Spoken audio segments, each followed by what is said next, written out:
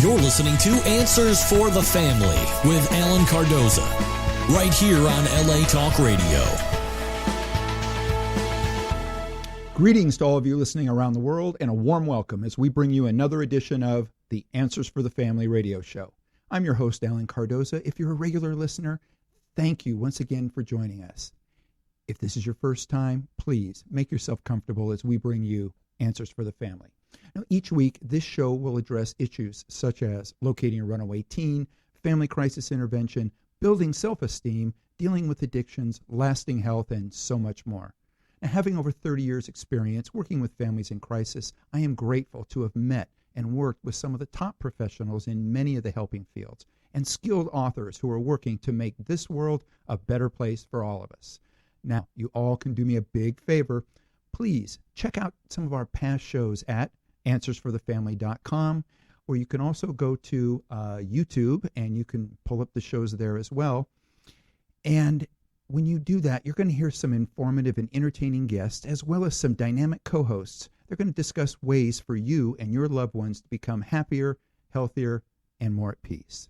Now, I'm also looking for some show ambassadors who will forward at least one of our shows to your social media group or to someone you know who can benefit from a particular show. I want you to know that I truly appreciate it, and this is just another way that we, together, can make a positive difference in the lives of others.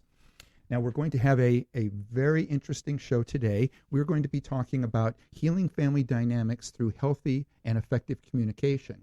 My co-host, who's joining me once again, is Denise Klein. And Denise is the executive director of Milestone Ranch, Malibu, one of the nation's premier dual diagnosis treatment centers.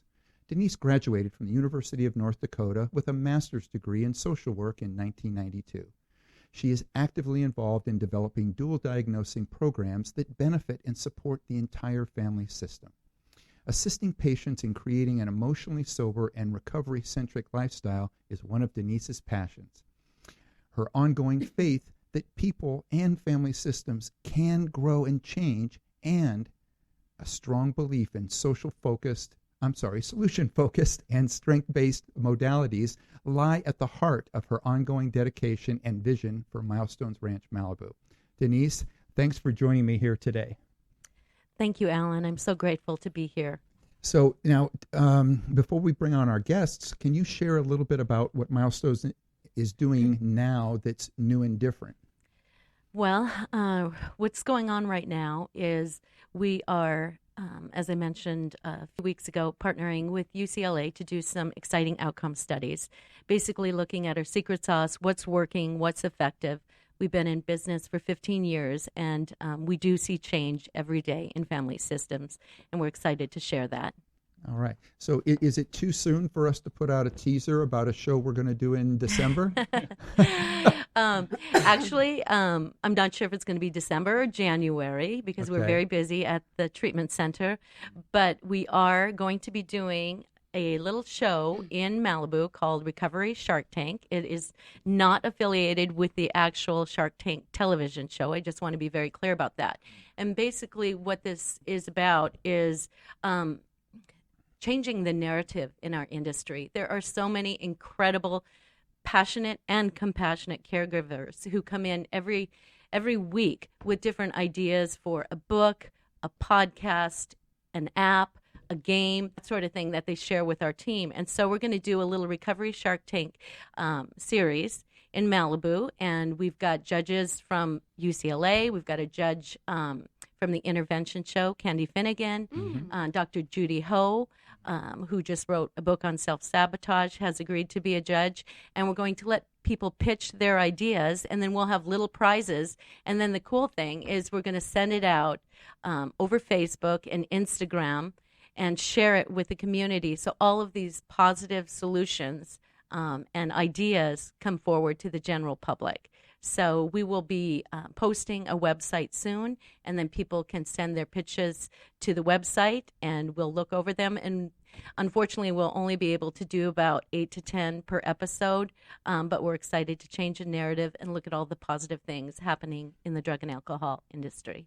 Well, I love it. I'm glad you're doing it. And for everybody out there, if you keep checking back with our website, as soon as the date is set, we're not only post it on our website, but we're also going to have Denise back in along with someone else from the show at that time to talk a little bit more about the specifics and how people can get involved. We're excited. Thank you so much. All right. So our guests today are Rachel Kove and Seth Hall. Rachel is a life coach who has been working in the field of mental health recovery and personal development for 9 years. Now, being in recovery herself, Rachel understands on a personal level what it means to struggle with addiction. She has transformed her own experiences with trauma, depression, and self-harm into a life passion, self-love, and purpose. Through hard work, a strong mindset, and a dedication to personal growth, Rachel has acquired over 12 years of sobriety. Mm-hmm. And I congratulate her for that. Thank you. So Seth is someone who embodies transformation. His personal journey, along with recovering from drug addiction, tells people that no matter where you have come from, and with a strong desire and mindset to change, followed by consistent action, you can produce results. Seth's experience working with people individually and on a group level has inspired many to create a life that gives them purpose. He has a vast amount of experience working with treatment teams and families to teach healthy habits and new behaviors that are conducive to a successful lifestyle while believing success is possible in every aspect of lives. Mm. Now, through a self-authored workbook, Seth facilitates motivational life skills groups that allow people the opportunity to intrinsically motivate themselves. Mm. I love that. Sounds good. Yeah, I know. We want to hear more. Yeah, come with me. So together, they operate Transformational Solutions, a life skills company that provides one-on-one coaching to those struggling with addiction, depression, anxiety, and anyone needing motivation and direction towards accomplishing their goals. They also provide family and couples coaching and workshops. Seth, Rachel, welcome back to Answers for the Family. Thanks for having us, Alan. All right.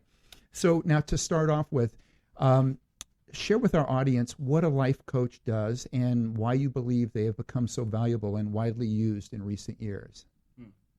Well, what a life coach does is, I think it depends on what's needed from the client, really.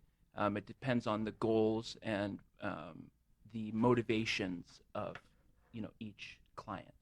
So I would say for the most part, the idea of a coach is to get you from a place where maybe you're not living at your highest potential and looking at all of the different areas of your life, all the different dynamics, in your personal relationships, in your career, in your education, in your fun and recreation, in your relationships with significant others or friends, and really doing a very honest self-assessment and then looking at where you can grow and then actually creating an action plan to grow in those areas. The idea is balance and also moving towards your highest potential, which is part of the work that I like to do individually with clients and on the group level is to motivate people and help them to believe in themselves that they can actually do, if they have a dream or whatever it is, that it's possible to. Sometimes people just need somebody to believe in them, and that's all that they need. Is like I had somebody reach out the other day, and they were like, it was a year later after I'd worked with them, and he just reached out to say, hey, I did start my own business. I have contracts all over Florida now, and I would have never done that had I not worked with you. And I'm not saying that as an ego thing, but it is what it showed me was that all he needed was somebody that actually believed in him, that he could do it, and he was able to do it. So that's beautiful. Yeah, I think, because there's such a needed. For me, I didn't have the emotional life skills when I was drinking and using, over 12 years ago. I think that a coach is so beneficial for teaching people how to have the emotional life skills that you need in order to deal with all of life's challenges. How do you deal with fear? How do you deal with your attitude problems? How do you have communication skills? Like, what does it even mean to communicate? When he was talking about people need someone to believe in them, that's 100% true. I needed someone to believe in me. I would not be where I am today if I didn't have one person believe in me. I mean, I'm very fortunate that I have a very, very strong family that has always been there for me, but some people don't, and some people don't know how to believe in themselves. And we are there to show you that anything that you want in this world is achievable, but you are going to have to learn to, apply the skills that we teach you and take it out into the world.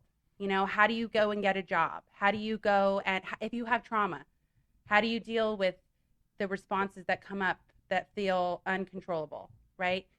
So we work a lot with therapists to help them, because a lot of the times we see that therapists and their clients have these things that they're working on, and then the therapists have struggled with being able to carry out what they're doing in the session into the world, because a lot of the times we see clients sabotage a lot, and they struggle with social anxiety. They so badly want to go out into this social experience and have fun, but they don't know how. So we'll go with them, and give them that support and give them that loving, kind attention that they need in those moments where the fear and the anxiety is coming up. And I would say it's not a quick fix. I mean, we've worked with coaches, us personally. I'm a big advocate of therapy. I've been in therapy since I was 13 years old. Me too. It's, everyone's different. Everyone is different. There's not one shoe that fits all. I'm an advocate for any type of healing modality that works for you. And a lot of time people need multiple different types of healing in their life, whether it be with a coach and a therapist, whatever that is. So we're there to empower you. We're there to help you step into your worth. We're there to show you what type of life you can live by you showing yourself. And we're just there to motivate you. I was a soccer player growing up, and I had coaches that were, go! Score! And that's what got me. And we are like your soccer coach for your life. You want this goal, you want a happy, successful relationship, this is how you get there. We're here to back you up when times get hard, when you feel like you're being challenged and you want to give up. We're there. That's what we're there for. I think a big piece of it too is the connect. Sorry. I think a big piece of it too is the connection between the coach and the person who's getting coaching. And I say that to say that the reason I think there are so many different coaches is because there are so many different people with so many different unique personalities and needs. So not one coach isn't the right fit for everyone, but I suppose there are some coaches that can work more with a broad range of clients, right?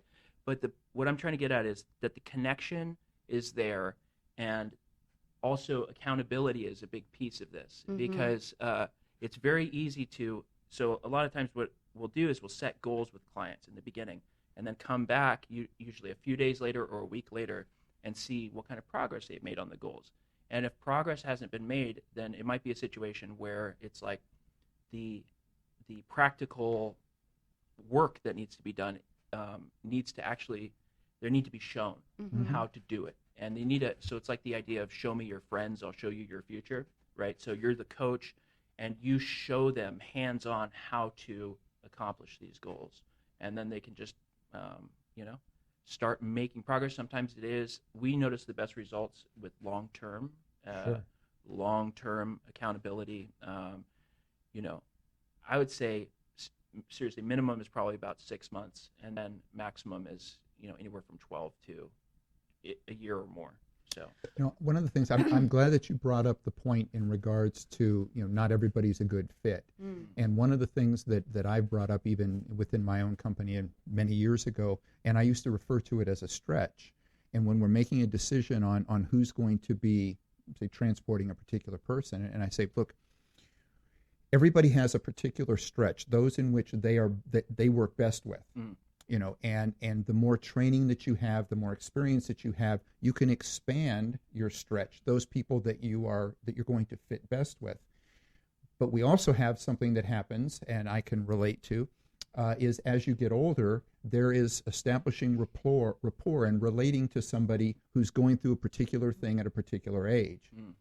And so as taking myself as an example, Okay, as I got more experience, okay, so my stretch, my ability to deal with a larger amount of people was there. And then as I got older and less in the field, that stretch has now gotten much smaller, and there are younger people now who are improving and gaining more experience whose stretch is much better. So I think that as you're talking about coaching, as you have more experience, as you work with more situations, you're improving your ability to help a broader amount of people. Would that be a good way to explain it? Absolutely. And also, because there are people, like we said, there's so many different personalities with so many unique needs. We have coaches through Transformational Solutions that specialize in different things. Mm-hmm. So we have a coach that works with young people, specifically people that are trying to get through college maybe or whatever it is. We have a coach that deals with mental health clients specifically, without maybe substance use issues at all, just strictly mental health. We have a coach who specializes in mindfulness, Kundalini yoga, things like this. So if it's like a person who just wants to expand their spiritual life, then they're going to this coach, right? So we have a variety of coaches for the different needs of different clients. For the audience listening, how would you help them determine when they need a coach and when they need a therapist? Mm. Well, I think that, again, I think it depends on who's calling and what they are needing. I think that people who are dealing with severe complex trauma, they need to be working with a therapist. Absolutely. And if they are not capable of being functioning in the world, they need to be also working with a therapist. And we do the best work when we are working with therapists, with their client. They're able to adjust things that only they specialize. And we learn so much from someone like Denise, someone who specializes in areas. And I never like to call myself an expert. I always like to learn and have my ears open to the knowledge that's out there. And, I find that, we have clients that are not able to leave their home. They are so anxiety rid. They have so much anxiety that they are incapable of leaving their home. They don't know how to interact with human beings. They don't know how to make money. They don't know what to do with their money when they have it, even if they have it. So, we will say, we will work with you as much as you need, but you also need to be working with a therapist to deal with the underlying issues. Sure. And that doesn't mean that we can't help them with that, but we are helping them with the therapist, helping them carry that stuff out into their daily lives. Absolutely. I would venture to say that there is always, if it's possible, if financially it's feasible, and if there's, maybe you have health insurance to do it, go work with a therapist. I think everybody should work with a therapist. To be honest with you, I think we should all be in therapy. To be honest with you, I think I really do. Well, because this culture needs emotional intelligence to be at its primary focus. We have a child, okay, and we are advocates of conscious parenting and teaching our son what it means to have feelings. Right? We need to stop avoiding our feelings and start embracing them. And I think a lot of the people that we work with, their addiction is avoidance. Mm-hmm. Even if you look at drugs and alcohol, sex addiction, love addiction, anything related to addiction, mental health addiction problems, self-harming, it's all a way to avoid these painful feelings that we have. If you can learn where a coach would come in, is teaching them how to feel, teaching them what happens when I'm sweating and all of a sudden I can't talk to this person that's in front of me and I feel terrified and I just want to run. What do I do in that moment? What are some mindset techniques that we can start using in that moment? Focusing on your breath, having affirmations. I mean, affirmations changed my life. I know it's a very common thing, but it's neuroplasticity, right? Sure. Like changing the way that your brain works, changing the language that you use. I'm such a huge advocate of reparenting yourself, learning how to be a self-loving parent to yourself, learning how to have a loving relationship with yourself. How do you do that when you've been out there for 10 years abusing drugs and alcohol and doing everything you can to destroy your life, right? So how do you do that in those moments? Well, first you have to give yourself the opportunity to have a new experience. Mm-hmm. Definitely. I've been privileged to work with coaches and mentors for over 30 years. And I think what I've witnessed is that, basically a client gets to see their therapist maybe 1 to 2 hours per week. And it's that space when you go home and have to do these things and practice them, where a coach comes in and can walk you through it on the phone, or they can even come to your house. That's right. And help you with creating that resume or calling the person you want an interview with together. I think there's magic in what you do, and I've been privileged to work with both of you on cases, and just those micro steps to wellness that a therapist isn't able to do in the office. It's not that they don't want to. That's right. You're just time limited. And so when you can tag team coaches with therapy, I think it's just absolutely golden. Yeah, I couldn't agree more. Now, a question, or starting with a statement, really. Okay, we seem to be in a state of communication crisis. I mean, so between the lack of civility of our politicians and the talking heads on TV, the shift to electronic communication, where everybody's texting versus in-person speaking. How important is getting families to civilly communicate with each other? How important is that? In what you're doing, and what are some of the tools that you're using to get them away from some of the other ways and to this way in which we're making eye contact and actually having conversation? Yeah. Do you want to go? I think it's depending on if the family, as long as that's what the family wants and what the client wants, it's the most important thing. It is effective communication. I think communication is the most important ingredient in any relationship, but everyone has to be willing to step up their communication game. Right. Because it's not easy. We can teach you incredible communication skills, but if you're not willing to apply it, it's not going to work, right? You have to be willing to be comfortable with the uncomfortable, and sometimes that means having really uncomfortable conversations with your family. Sure.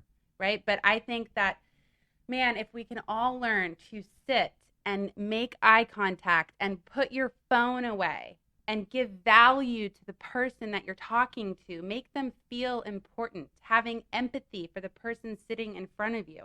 Empathic awareness is something I teach in the communication workshops that I do. Being able to put yourself in the person that is sitting in front of you, in their shoes. What would it feel like for you if this person is sitting there on their phone, not looking at you, and you're trying to have a really important, loving conversation? Sure. You wouldn't feel important. Right. What would it feel like for you if someone is talking down to you, making you feel that you should be living life a certain way, right? You feel ashamed, right? So it takes a lot of your own personal work, in my experience, to be able to sit there and improve your communication skills. But it is 100% possible if you're willing to do it. But both parties have to be willing to do it. That's right. Right? So when you're working with a client, tell me a little bit about how that goes over with them. Are they willing to put down their phone? Are they willing to take that direction? Yes. I mean, I won't work. Listen, if you are willing to do the work, then you will get the results, in my experience. If you're not willing to put the phone away, you're not going to get the results. And I would say, until you're ready, don't come and work with me. Don't come and work on your communication skills if you're not willing to take the direction. And the first direction I think we need is to sit down and be present with one another. Let our souls connect, right? So I always sit down with the clients and I ask them, making it personal, because you have to know your why. If you don't know your reason for doing something, then the work behind it is just not going to get done, because it's tough work. That's why I'm saying you have to do your own personal work. But if you don't know your why you want to communicate better. So if I'm sitting in front of a client and their family, I will ask each individual family member, why do you want to improve your communication with your son? Why do you want to improve the communication with your mom? Why is that important to you? Well, it's important to me because I love them. Why do you love them? Like really getting to the root of it so that they see and understand this is what's necessary for us to have a harmonious dynamic in my home. You know, I mean, I've seen so many families, like when they are able to really hear each other and listen and not just like, yeah, like waiting for the other person to stop talking so that you can talk, but actively listening. Having your, like, what does your body language say when your kid's like talking to you and you're just like, I mean, you can't see me right now, but I'm slunging over on Facebook Live. Facebook Live can see us. So. Right. So again, it's about emotional awareness is key, right? But also having the awareness of your own tone, how you sound, right? Do you respond with aggression? Are you responding to be right? Put down trying to be right. Put down trying to be right and start actively listening to one another. What is your kid saying to you? What if they're not? A lot of the times what we see is the kids aren't saying anything. And a lot of the times the families are blindsided to what's going on. They weren't awake or conscious enough, and that's not their fault. They need to learn the skills, right? But like, what does it mean to be conscious and present to like what's going on with your kid, your family, your loved one, your husband, your wife? Like, what are the signs? And then sitting down and saying, hey, I love you. Like starting off the conversation with love and validation. Hey, I love you. Our relationship means so much to me. I'd like to know what's going on with you because you seem like you're in a lot of pain. She gets a lot of practice with me. Well, on that note, we're going to take a break. We are talking about healing family dynamics through healthy and effective communication. I have with me Rachel Kove and Seth Hall and Denise Klein. We will be right back. You're listening to Answers for the Family. Founded over 30 years ago to meet the needs of families in crisis, West Shield has continually focused on resolving issues that negatively impact families and businesses. Our signature therapeutic transportation service helps to ensure that adolescents in crisis are safely transported to specialized schools, programs, and treatment centers with unsurpassed experience and success. We are supported by our full-service licensed investigation agency that has legally, professionally, and compassionately located hundreds of runaways and teens. We are experienced and qualified to help, offering solutions which may include referrals to our international network of top professionals in the fields of educational consulting, psychology, psychiatry, and investigations. Simply put, West Shield Adolescent Services and West Shield Investigations are the best solutions when your family is facing a personal crisis. Call 1-800-899-8585, 24 hours a day, 7 days a week. That's 1-800-899-8585, or visit our website, westshield.com. Thank you. And we're back. You're listening to Answers for the Family. We are talking about healing family dynamics through healthy and effective communication. And when we just took a break, Rachel was on fire. I'm very passionate about this. Which we love. So I have a question for Denise. Denise, I mean, with the young people that you're working with, what is the difference that you see if you're dealing with a family where they have already worked with a coach before, or if you're looking at a situation to where you've brought them in and maybe setting them up with a coach after the fact? Well, that's a great question, Alan. We love to use coaches as much as we can because normally a patient will spend 30 to 60 days in treatment, sometimes 90 if we're very lucky. And basically they're in a stabilization place where they're selecting their purpose and meaning, moving back into life, re-careering, that sort of thing, because stress is what will lead to relapse. So we really want to minimize the stress.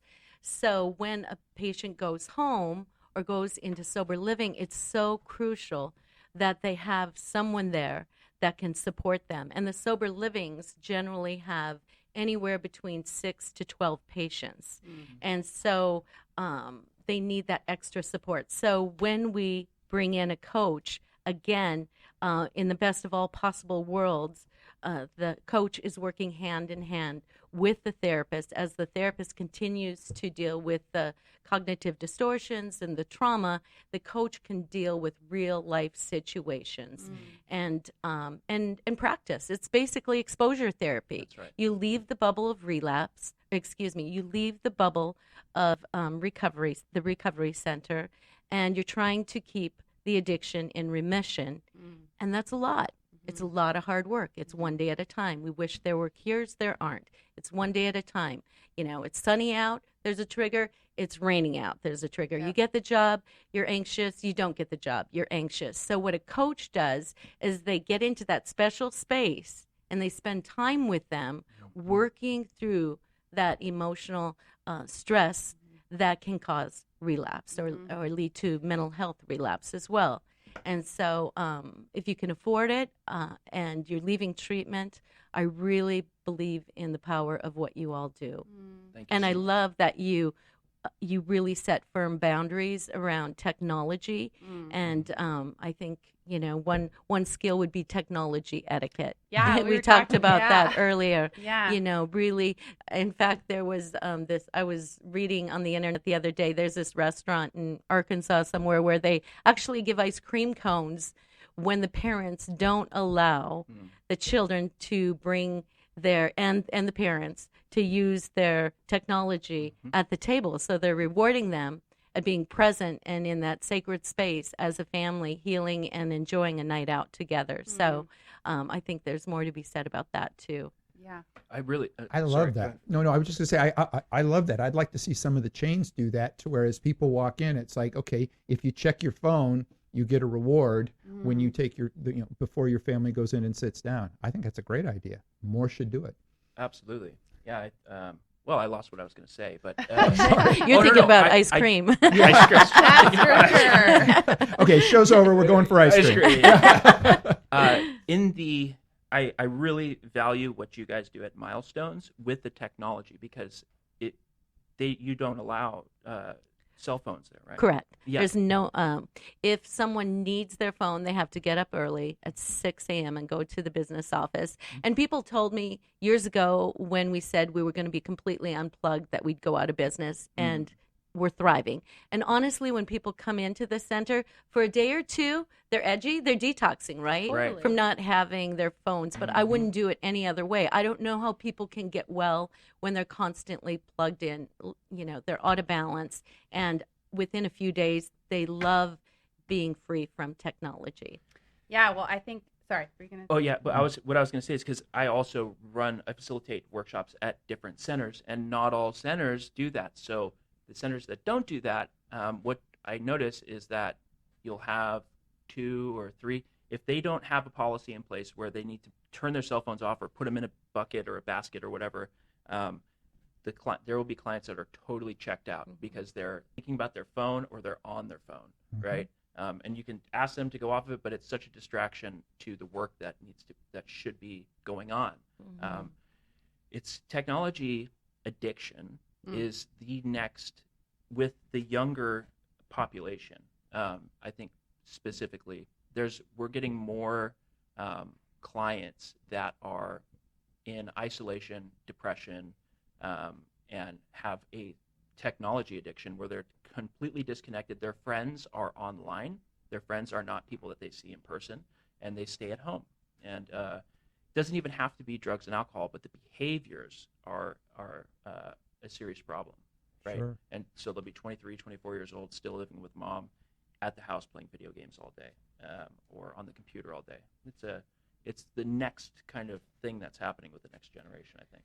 And I think that, if you were to talk to someone who is sitting at home playing video games, it's not necessarily something that it's an addiction. It's not necessarily something they want to be doing, but it is a way for them to check out. It is another way of avoidance and escaping. And so, again, it's back to, what are you avoiding? Sure. What are you trying to escape from? This is your solution. What's the problem?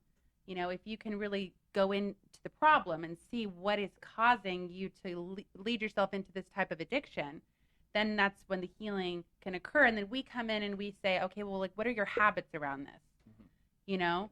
What do you do as soon as you wake up in the morning? Are you going immediately to your phone? We were just listening to Mel Robbins. Right. She was giving advice on how to do your morning, that it's not about what time you wake up, but it's about how you handle your morning. And one of the things she said was, don't go on your phone for the first 10 minutes. She said something like your priorities will be set by your phone instead of you setting your priorities for the day. Like the narrative will be whatever you see on the phone the first thing in the morning. So interesting stuff. Yeah. So when you're coaching families about technology, what do you tell them to tell their children? What are the interventions you use for them to help the family system stay intact and the kids to put the phones down? That's got to be a tough one. It is tough. I think the first thing again is finding out their why. Like why do you want them to put their phones away? And really having them in a loving way. Because listen, everyone's going to respond differently to put your phone away, Bobby. To, hey, Bobby, when I'm sitting with you, it's because I love you and I want to spend time with you and I really miss you.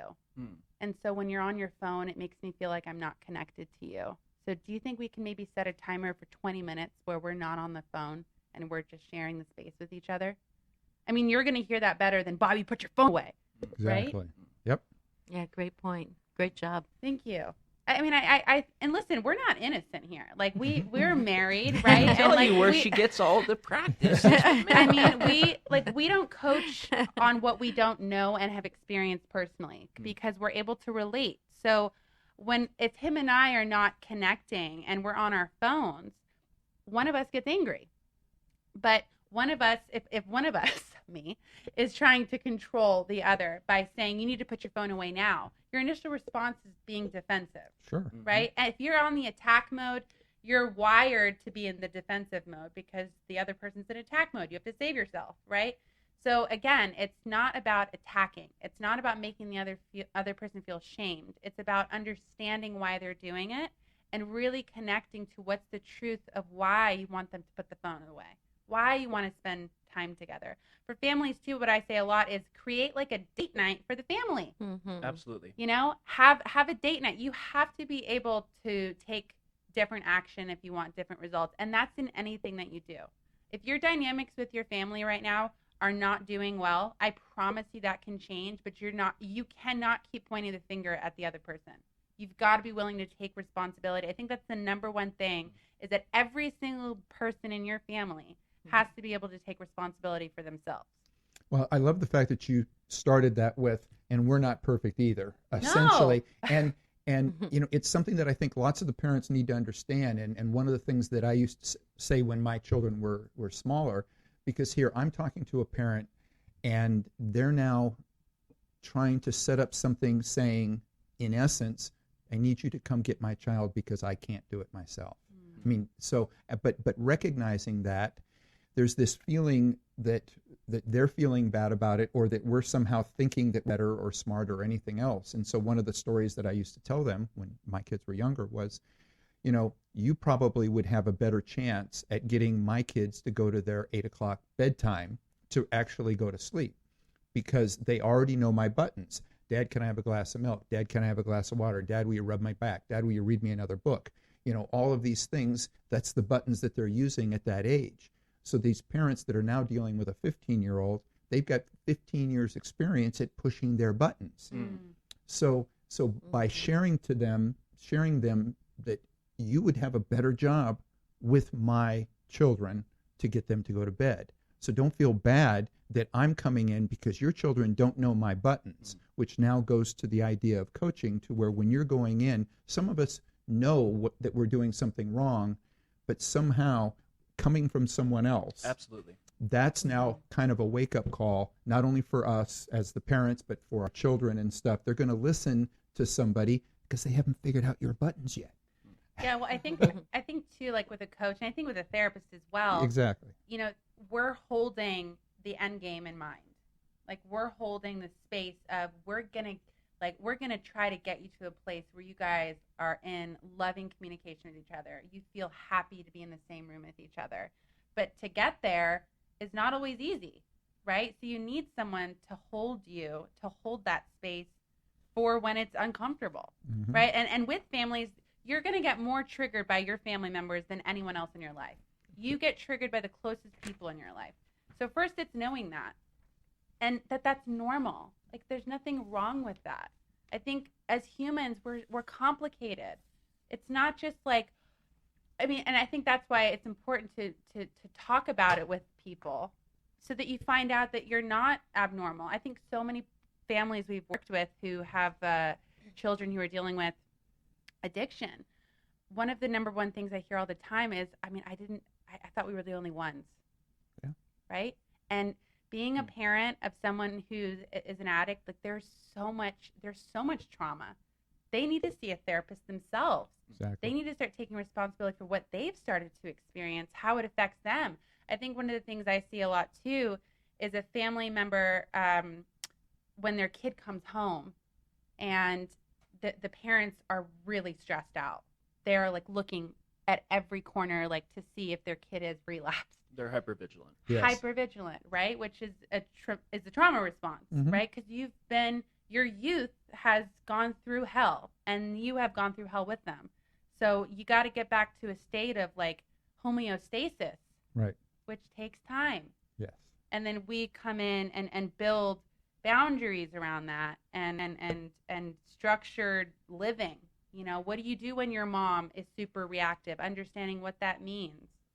Like, you know, like really understanding your mom's being reactive because she's scared. How do you respond when someone's scared?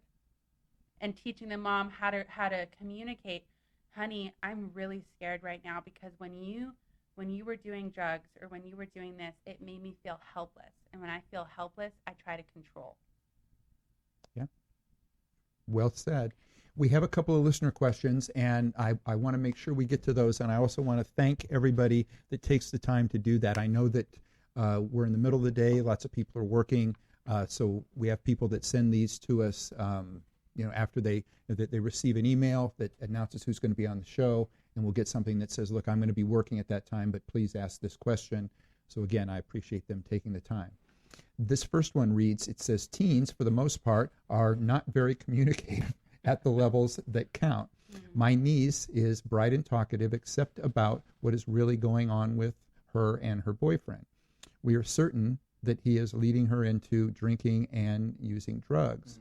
The signs are there. It says her name. I'm trying to skip the name out of it. She will be graduating high school next year, and my sister, who is a single mother, is getting anxious about what comes next if she moves in with the boyfriend, as they are now discussing. What do you suggest? And this is from Tony with an I in San Francisco. Take it away, Seth. Oh, no. You take this one. Well, again, I think it's asking, first it's understanding how this is affecting you.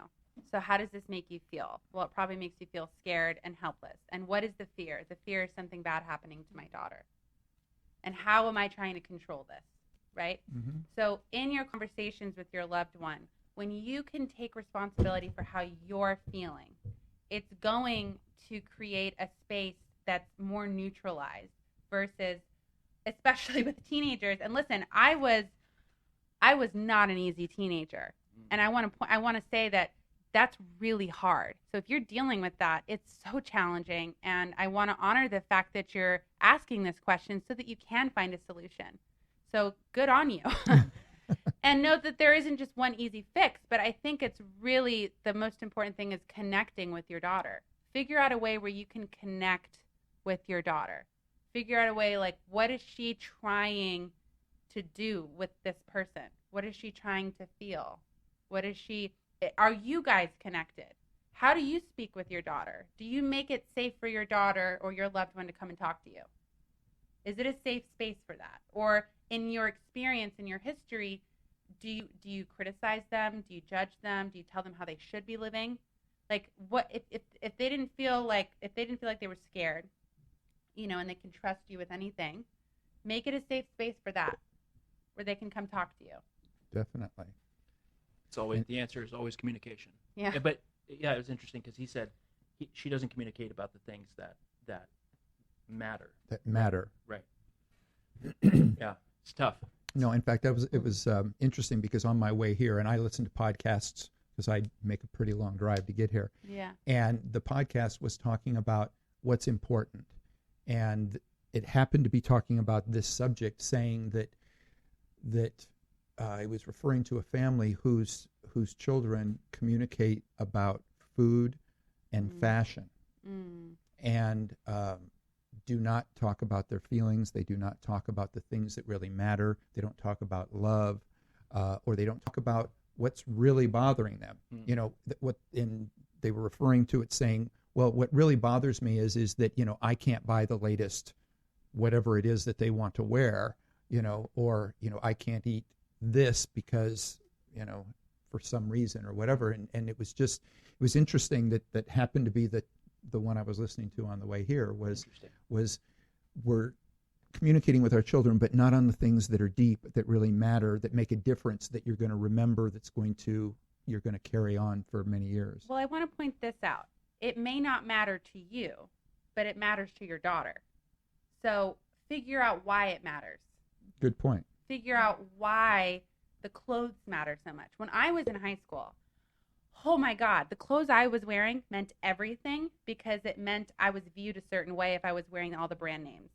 Why do I need to be viewed a certain way? I need to be viewed a certain way so I feel accepted. Oh, well, if I know that my daughter wants to be accepted, that makes me feel that's more real to me, right? You're in two different generations. And in school, it is, we just bought a book for our 2-year-old about feelings, introducing feelings when you're 2. And it's not just, most families are uncomfortable with feelings. Absolutely. They don't know what to do with them. Just stuff them down. Mm-hmm. Yeah. Jackson's so lucky to have 2 parents who are coaches. Thank you. Yes. I've seen them with Jackson, and they're absolutely amazing. Thank you. Yes. Thank you. Well, that's interesting. I haven't seen you with Jackson that much, but I'll it bring seems him. like I always see your dad with him. Oh, my dad's obsessed with my child. Oh, yeah.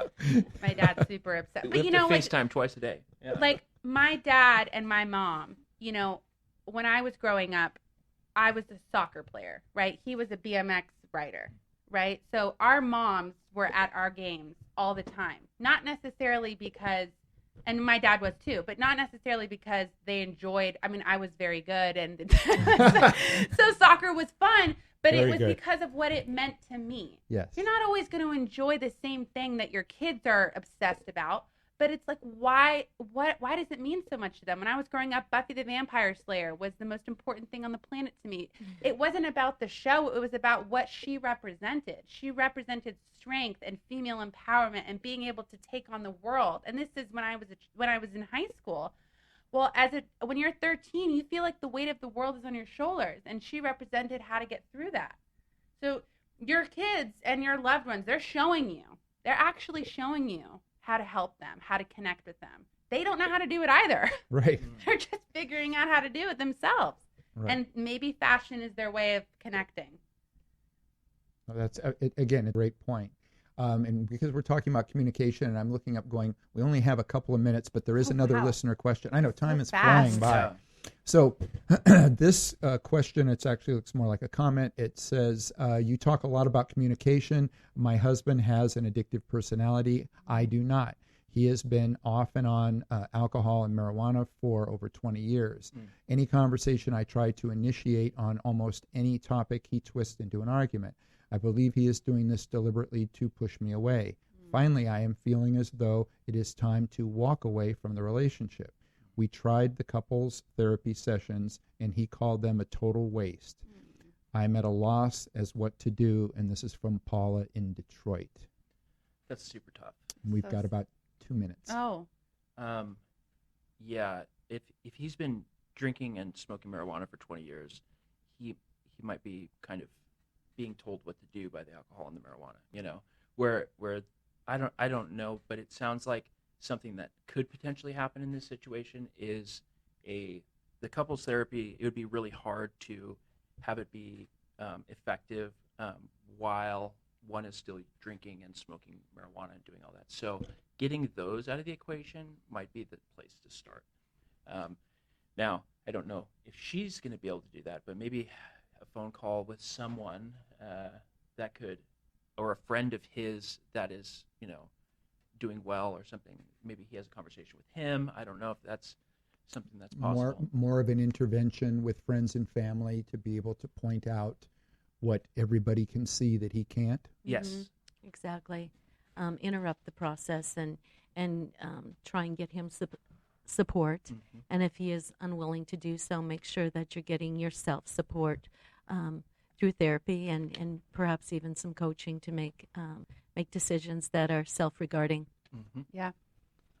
Okay, guys, this has been wonderful. As you can tell, every time that any combination of us is on, time just flies by. It really does. So, so again, we will all definitely be back again.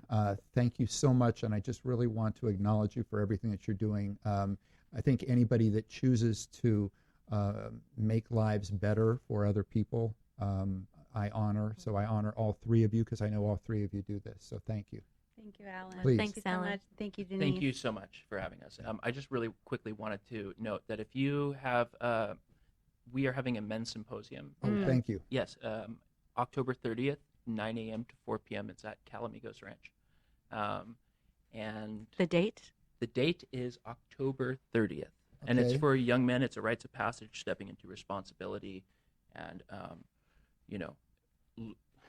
connecting with other. The idea is connection with other men, and there are going to be mentors and people to look up to. It's going to be a great event. So if you have, a son that you would like to send them our way. Okay. That's beautiful. Now, best way to reach you? Do you want them to reach you by phone? Is it best to go to your website? What is the best way to get more information on that or any of the other things we've talked about? Yes, Seth at Transformational Solutions.com. All right. And for those of you that are driving, we'll have all of this on our website, answersforthefamily.com. All right. So for everybody out there, please be sure and join us next Monday when we'll be joined by Roberta Shaler, PhD, to discuss smart steps to save, sustain, and strengthen your relationship. And visit our archives of past interviews at answersforthefamily.com. You can subscribe to us through iTunes, Stitcher, YouTube, iHeartRadio, and Spreaker. If you like what you hear, please leave a review.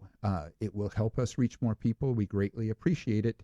Next time you're on Facebook or Twitter, please remember to stop by our page, check out some of our latest posts, and if you like them, please like us, spread the word. For everybody out there, be good human beings, and be with us again next week on Answers for the Family.